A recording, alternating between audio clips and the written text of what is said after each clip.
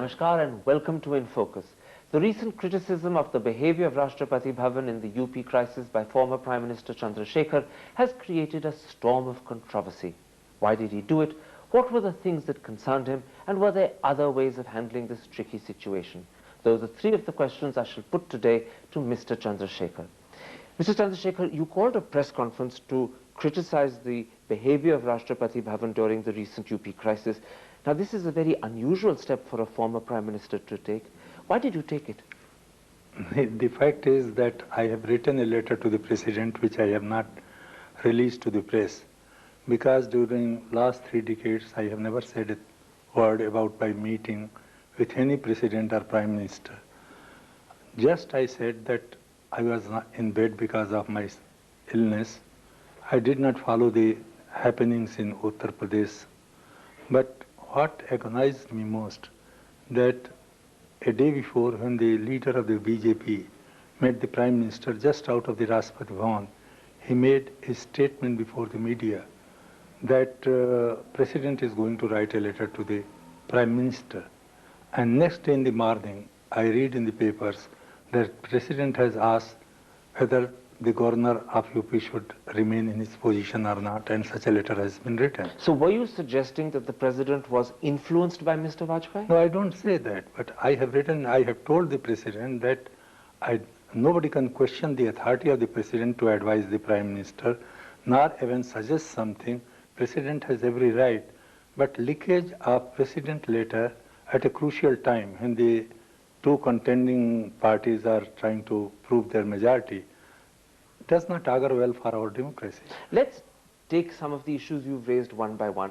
To begin with, your first concern was that the President had written this letter after Mr. Vajpayee had met him and after Mr. Vajpayee had said he would be writing. No, I am not bothered about whether the President wrote before he met Vajpayee or after Vajpayee met him.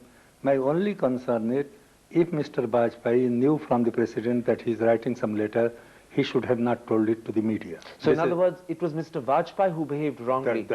In my opinion. You don't think the President made any error by informing Mr. Vajpayee that he would be writing such a letter? No, because at this level it always happens that President and important leaders of political parties communicate with each other and many things are said, but it is not expected of responsible leaders to divulge it to the media in order to get a political advantage. So Mr. Vajpayee betrayed the President's confidence? I shall not use that word, but I shall say that it was improper for the leader of the BJP to divulge it to the press. Was it appropriate for the President to have consulted Mr. Vajpayee, to have sought his opinion in this matter, or would that also have been inappropriate? I don't think that there was anything wrong. President is authorized to consult anybody and everybody, whether he belongs to one political party, whether he holds a high position. If he can consult a constitutional expert, what is wrong if he consults political leaders? But the impropriety was committed by Mr. Vajpayee in revealing details to the press. I am not saying that. The impropriety was that what happened between Prime Minister and between President and Mr. Atal Bihari Vajpayee came in the press only day after. And that was very unfortunate thing, and that made me sad, and this is why I wrote to the President. But in that letter I have amply said it is not questioning the authority of the President writing to the Prime Minister, or nobody can question what course the President should adopt about a certain thing. I have of course said that this hue and cry about the behavior of Governor of UP is totally misplaced. Let's take up a second aspect of your press conference. Right. You were concerned about the fact that the letter from the President to Prime Minister Gujral about Mr. Bhandari was leaked to the press. And you seemed to say in your press conference that Rashtrapati Bhavan was responsible for the leak. I have never said that Rashtrapati Bhavan. I said that it should be investigated how the letter was leaked. It is all concoction. I have never said that Rashtrapati Bhavan leaked that letter. Because the papers and the television newses suggested that you had very clearly held Rashtrapati Bhavan responsible. But I can show you the letter in private confidence. You can see the letter. It is not something which is not in writing. So I cannot change the letter written to the President of India. Because you also must be aware, Mr. Chandra Shekhar, that within a few hours of your press conference, Rashtrapati Bhavan issued a statement denying that it was at all responsible for leaking any correspondence. Then the only other person must be the leader of the BJP. So once again, this whole sequence of events points the finger in the direction of Mr. Vajpayee. From what has emanated from the President office, it indicates that it was Atal Bihari Vajpayee who leaked the whole thing. Tell me something. And it is not that he leaked the whole thing, it is to be surmised. Just after coming out of the Rashtrapati Bhavan, Mr. Vajpayee said that such a letter is being written. I want to pursue in a moment's time with you what could or could not have been Mr. Vajpayee's motivation and the implications of Mr. Vajpayee's behavior. But first, let me clarify one important thing. It appears that the press and television, when they claimed that you had accused Rashtrapati Bhavan of leaking the letter, were misreporting you. Totally misreporting it. There is nothing like that. I can never accuse the President nor the Rashtrapati Bhavan without knowing what was written and whether who leaked the paper. How can I do it? At least I tell you one thing, that during last so many years, I have not contradicted anything which has been said about me. One other clarification. The press and television news also claimed that you had said the President was wrong to have been consulting Mr. Vajpayee. In fact, you were claiming that he was influenced by Mr. Vajpayee. Now again, that is a misreport. That is a total misreport. I can't take objection, which is rightful duty of the President. One other clarification in that case, the press and newspapers also claimed that you had said the President had no business to be writing to the Prime Minister about Mr. Bhandari. That again is a misreport. Now, how can I say such a thing? At least I am a student of political science. I have been in Parliament for last more than 30 years. How can I say such an absurd thing that the President should not write about it? But then tell me, Mr. Chandra Shekhar, those people who claimed that they heard you on Star TV News at night saying these things in a press conference, what do you say to them? I don't know what was reported, but what I have said, you say the clipping, I have never must have said in my senses about such things. Then given that you have been so seriously misunderstood and there has been so much criticism of what people think you said, although you never said it, why have you not issued a statement clarifying your position? To whom should I clarify the position? Because I don't know what was I tell you frankly, I very little see the television and what is being reported. I saw only two statements made by two political persons about this statement. I did not attach much importance to their statement. Because the newspapers, the leading political commentators have all criticized you for criticizing the President. They've all said that you have spoken out of turn. But Mr. I shall like to tell you that what I have written, it is in writing. It is not a verbal communication between me and the President. That will at least clarify the position. Is there any possibility that to clear this controversy, you might now make your letter to the President public so that we all know that none of the things you are accused of you've actually done? I shall not make that letter public unless and until I get the permission of the President. I have never done in my life, I am not going to do it. Have you asked the President for permission? In the same letter I have written to the President that no sooner I get well, I shall like to discuss with you in detail about this question. And when I get the opportunity, I shall surely discuss this matter with him. And if he has no objection, I shall release the letter to the President. But that will be sometime in the future, not in the next day or two.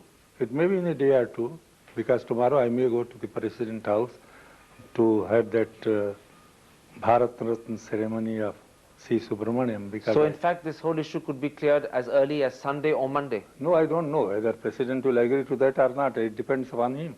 But have you sought a meeting to clear the issue? No, because I was not keeping well.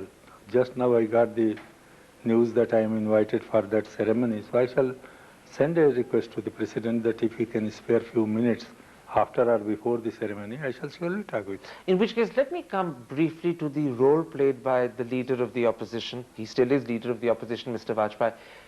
Do you think that in making public a conversation with the President, where the President may or may not have told him that he will be writing to the Prime Minister, Mr. Vajpayee has betrayed the trust of the President? I shall not use that word. It is for Mr. Vajpayee to explain about his conduct. But it is not for the first time that Mr. Bajpayee has behaved like this. Mr. Bajpayee has been behaving in this manner on other issues which are not very happy ones. For example, I tell you, Mr. Bajpayee, on unconfirmed report from a foreign source, accused that Mrs. Sonia Gandhi knew everything about the force deal, and Rajiv Gandhi was responsible to be the beneficiary of that thing. When the Swedish government contradicted it, and Mrs. Sonia Gandhi contradicted and said that he was not indulging in truth, then whole press began to say that Sonia Gandhi should have not used those words. But what should be the natural reaction of a lady if her husband's memory is besmirched like this manner? No press people said that Mr. Bajpayee should have not behaved in that manner. You're actually saying that Mr. Vajpayee's behavior, not just with regard to the president, but also with regard to Mrs. Sonia Gandhi, is not fitting of his stature, not fitting of his age. I don't know about age or his stature. Mr. Vajpayee said that he was resorting to fast in order to oust Mr. Bhandari from governorship. But soon after the judgment of the High Court of the Allahabad, he broke his fast. What was the moral issue involved on which he went for fast? You're saying... No, I want to know from you whether a political matter of this nature can be solved by resorting to fast. It was a total pressure tactic to gain a political point. You're saying, in fact, his fast was a farce. Your words I can't use because Bajpayee is a good friend of mine. I have great respect for him, but I can say the way he has been behaving during past few months, it is not becoming to his stature. My last question for this part before we have to take a commercial break. If after this behavior, Mr. Vajpayee in a few days ends up as Prime Minister of the country, will you say that perhaps he has shown some signs, some indications that he is not the right man for the top job? No, I can't say, because the right man is the man who gets the majority support. This is the only criteria in parliamentary democracy. If he gets the majority and people make him the Prime Minister, I have no grudge or But you're stopping short of saying that he's not the best man, the most suitable man for the top. That I will not say, because the choice is to be made among the people who are there claiming to be the Prime Minister of this country, and it will depend how much support they get from the members of the Lok Sabha. Mr. Chandra Shekhar, there we have to take a commercial break. I want to come back in part 2 of this interview and pursue some of the wider constitutional implications of the recent crisis in Uttar Pradesh. But first, a quick commercial break. Don't go away.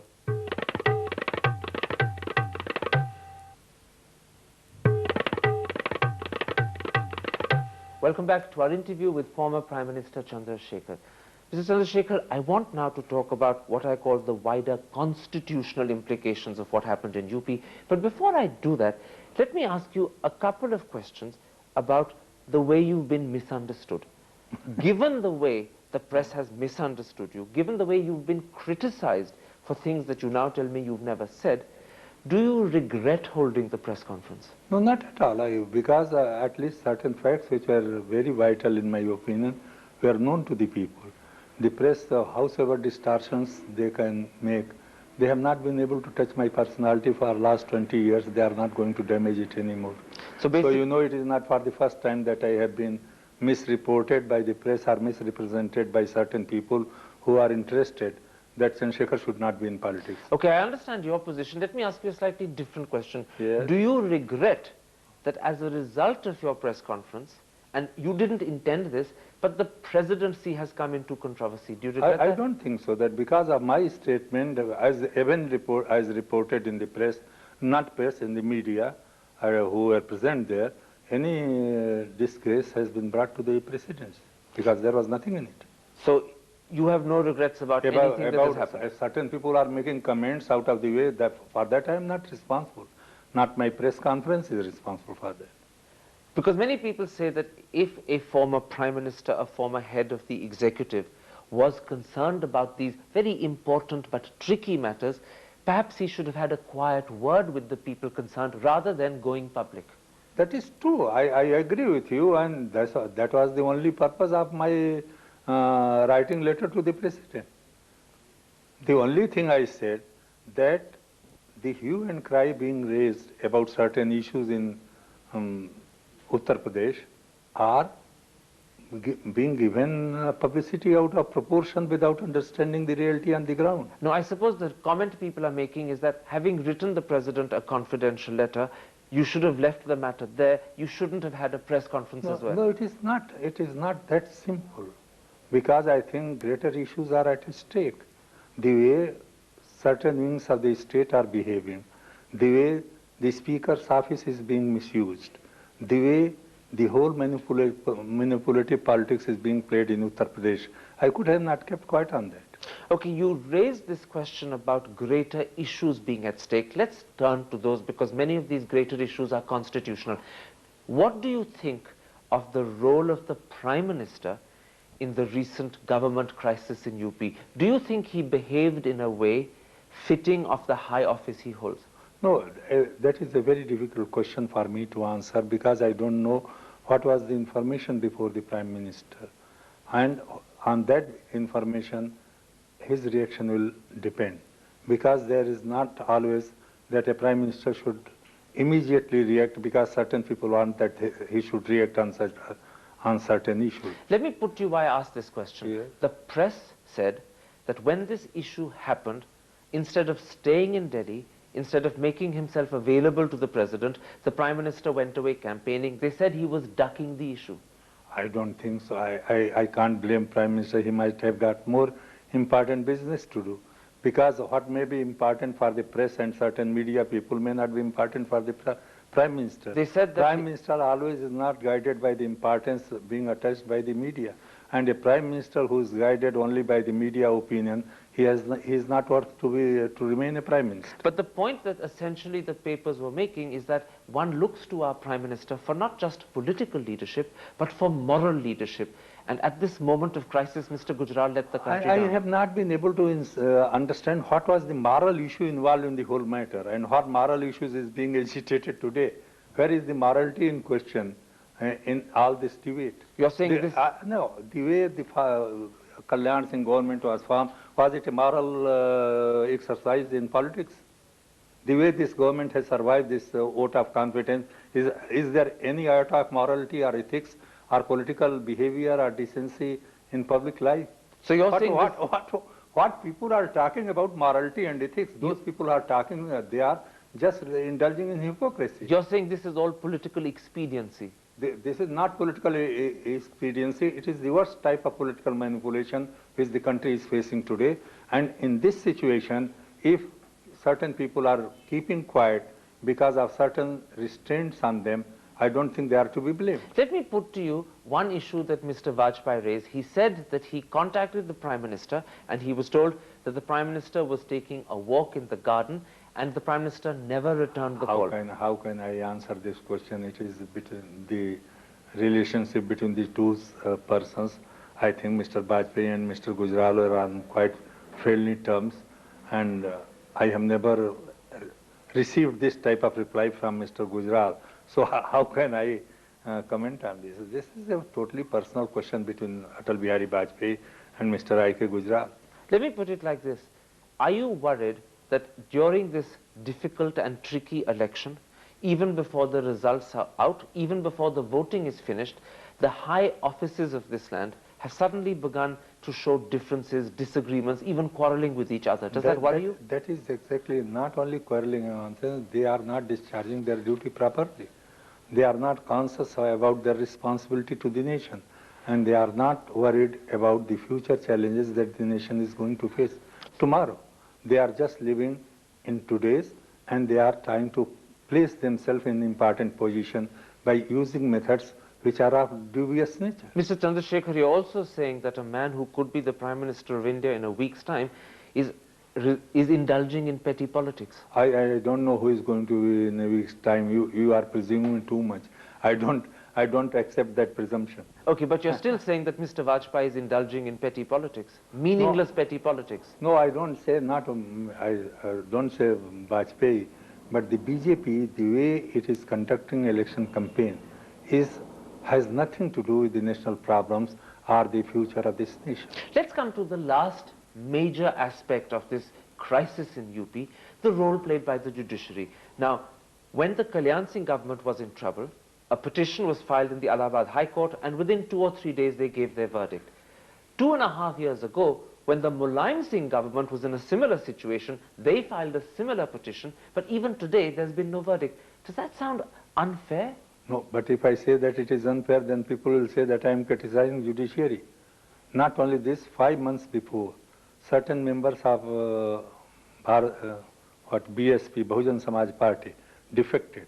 A speaker, one after the other, is giving adjournment. Even day before yesterday, he was hearing the case and he said, adjourned the case. Let's come to the speaker later, sir. Can I come back to the judiciary? No, Are you saying the judiciary this is what I said. That matter was agitated in the High Court. They did not do anything. Even the Supreme Court yesterday said that it does not make any material change. So what you're saying is that the judiciary is not being balanced, not being even-handed? No, it is not balanced. I don't know whether judiciary is balanced or not. It is their affair, and I shall not comment on that. But judiciary is not working within its limits. Judiciary has no business to set rules for the legislature, because what happened day before yesterday in Uttar Pradesh, the way this vote of confidence was conducted, 2 chief ministers, and both of them should have to seek confidence simultaneously. This is a novel decision in the history of the parliamentary democracy. Is it also unconstitutional? I don't say it is totally unconstitutional, because it is against the rules of the Legislative Assembly of Uttar Pradesh. Is it also an encroachment upon the UP legislature by the judiciary? This is what I say, that rules of procedure of the legislature are framed under Constitution, and under that rule there is nothing like that. So, and violating that thing, they said, and the press, as you are, and media, some so-called intellectual and jurists have said that it is innovative decision. I don't know what this new innovation is. There are certain traditions, there are certain norms, certain things established for centuries about parliamentary democracy, and everybody finds it free to change at their whim. what you're saying, Mr. Chandra Shekhar, is that in exceeding its limits, the judiciary is actually endangering the Constitution. No, I say it is whether they are doing it deliberately or not. I have been seeing for last many years that any wing of the state, if it exceeds its limits, is endangering the smooth functioning of the Constitution, and that may result in chaotic situation in this country. Let's try and pull together all the different things we're talking about so that we can give the viewers a sort of conclusion. Are you of the opinion that during the recent crisis in UP, many of the institutions of our country, the judiciary, the governorship, the chief ministership, the leadership of the opposition, perhaps even the prime ministership, all these top institutions have at times behaved either improperly or at least not suitably? No, whether they behaved improperly or not, but reactions immediately made by certain quarters was so hasty, people have got preconceived notions and biased opinion about individual and about institutions also. Take the case of governor. If you dismiss this government, he was abused like anything, and he became the whipping boy of everybody. But this, in similar situation, the people did not take any objection to it. Governor was not acting in a normal situation. Tell me something, would you say to all the people who occupy these high offices that they should think first, talk later, that they should be more careful, not so hasty? I think that any constitutional authority should think and act, should talk less. And are you therefore... Whether talking before or after is not the job of the constitutional authority. The constitutional authority is expected to think, to get consultation from whatever quarters it gets, and after that it should take the decision. After the decision is taken, if necessary, they should address to the nation or to clarify the position in what situation they took the decision. Mr. Chandra Shekhar, let's hope that many of the people in high office in this country are actually listening to you say those words of very sane advice. For speaking so forthrightly to In Focus, thank you very much indeed. Thank you very much. That's it for this week. We'll be back next week with another interviewee, but for today, from the residence of Mr. Chandra Shekhar in 3 South End Lane, New Delhi, goodbye.